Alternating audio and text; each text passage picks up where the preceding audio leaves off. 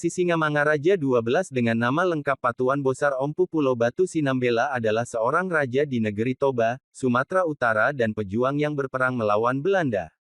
Ia diangkat oleh pemerintah Indonesia sebagai pahlawan nasional Indonesia pada tanggal 9 November tahun 1961 berdasarkan SK Presiden Rino 590/1961.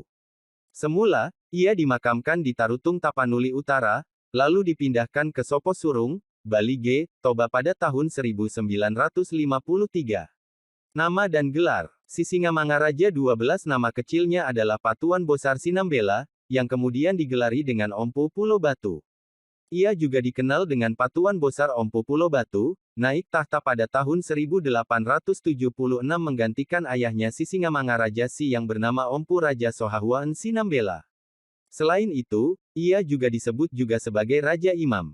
Asal-usul: Sisingamangaraja adalah keturunan seorang pejabat yang ditunjuk oleh Raja Pagaruyung yang sangat berkuasa ketika itu, yang datang berkeliling Sumatera Utara untuk menempatkan pejabat-pejabatnya. Dalam sepucuk surat kepada Marsden bertahun 1820, Raffles menulis bahwa para pemimpin Batak menjelaskan kepadanya mengenai Sisingamangaraja yang merupakan keturunan Minangkabau dan bahwa di Silindung terdapat sebuah arca batu berbentuk manusia sangat kuno yang diduga dibawa dari Pagaruyung. 3. Sampai awal abad ke-20, Sisingamangaraja masih mengirimkan upeti secara teratur kepada pemimpin Minangkabau melalui perantaraan Tuanku Barus yang bertugas menyampaikannya kepada pemimpin Pagaruyung. Sumber lain menyebutkan bahwa dinasti Sisingamangaraja bermula dari seorang yang bernama Si Raja Batak yang memiliki keturunan bernama Raja Oloan. Raja Oloan memiliki 6 orang putra yakni Raja Naibaho, Raja Sihotang, Toga Bakara, Toga Sinambela, Toga Sihite, dan Toga Simanulang. Putra keempatnya, Toga Sinambela memiliki 3 orang putra. Putra bungsu Toga Sinambela, yakni Raja Bonani Onan gelar Raja Mangkutal adalah ayah kandung dari Sisingamangaraja I, leluhur awal dinasti Sisingamangaraja. 5. Penobatan. Penobatan Sisingamangaraja 12 sebagai Maharaja di negeri Toba bersamaan dengan dimulainya Open Door Policy politik pintu terbuka, Belanda dalam mengamankan modal asing yang beroperasi di Hindia Belanda, dan yang tidak mau menandatangani Korte Verklaring perjanjian pendek di Sumatera terutama Kesultanan Aceh dan Toba, di mana kerajaan ini membuka hubungan dagang dengan negara-negara Eropa lainnya. Di sisi lain Belanda sendiri berusaha untuk menanamkan monopolinya atas kerajaan tersebut. Politik yang berbeda ini mendorong situasi selanjutnya untuk melahirkan Perang Tapanuli yang berkepanjangan hingga puluhan tahun. 5. Perang melawan Belanda. Bab atau bagian ini tidak memiliki referensi atau sumber terpercaya sehingga isinya tidak bisa dipastikan. Bantu perbaiki artikel ini dengan menambahkan referensi yang layak. Bab atau bagian ini akan dihapus bila tidak tersedia referensi ke sumber terpercaya dalam bentuk catatan kaki atau pranala luar.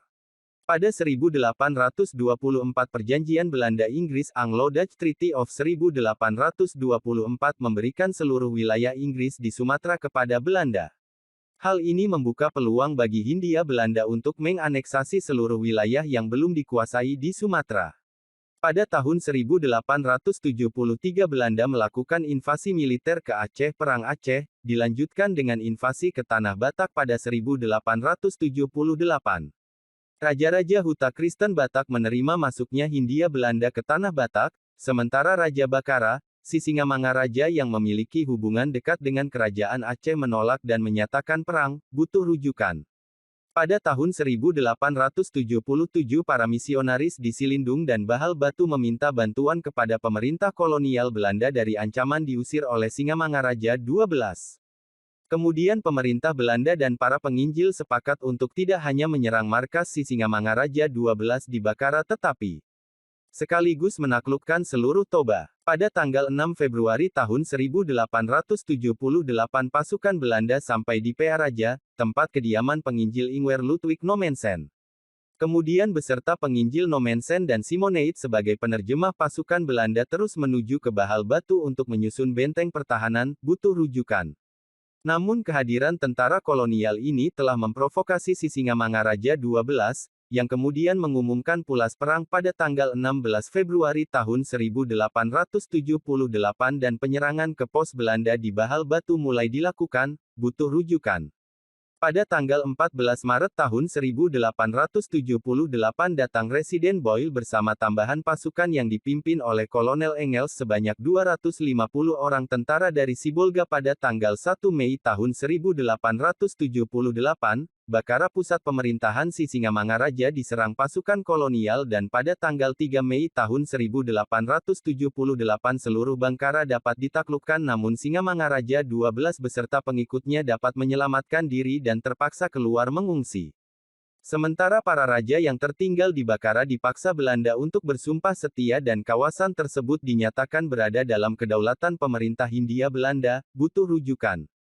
Walaupun Bakara telah ditaklukkan, Singamangaraja XII terus melakukan perlawanan secara gerilya, tetapi sampai akhir Desember tahun 1878 beberapa kawasan seperti Butar, Lobu Siregar, Nagasaribu, Huta Ginjang, Gurgur juga dapat ditaklukkan oleh pasukan kolonial Belanda, butuh rujukan.